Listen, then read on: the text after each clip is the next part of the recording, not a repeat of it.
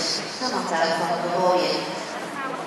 Samantha is in 2004 bij Samantha geboren. Het was haar eerste veulentje en ze was er heel blij mee. Ja, kleine veuletjes worden groot en Samantha is bij Jannes Goedgraven in Hedel opgegroeid in de opvolging. Die zag er wel wat in die mooie macho en zei, joh, ga er eens mee naar de keuring, het is een heel speciaal paard. Maar Samantha zag het eigenlijk niet zo zitten, het was haar eigen veulentje en zag, ach, dat gaat het toch niet worden. Maar als 3-jarige werd het goedgekeurd bij de NPS en dan werd het gelijk een reservekampioen. Ja, en dan heb je een goedgekeurde hengst. En dan ze hebben besloten om toen aan het professional te doen. En in 2008, als 4-jarige hengst, was hij met de lange in geslaagd voor een hengstexamen.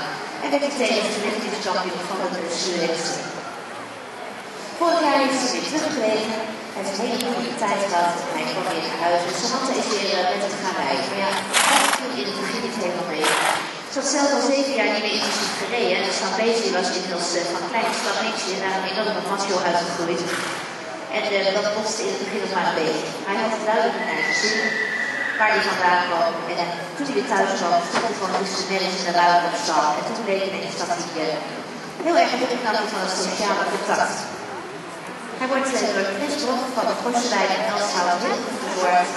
En hij heeft zijn prima naar zijn zin.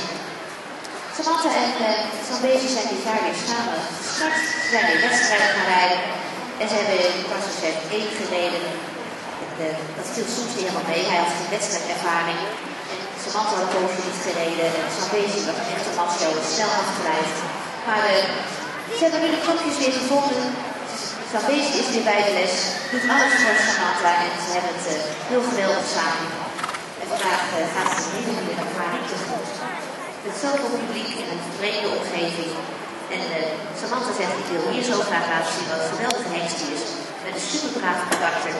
Maar het is wel zo, de combinatie moet betekenen dat dat ontbreekt. Als je een toppaard, dan wordt het helemaal niks.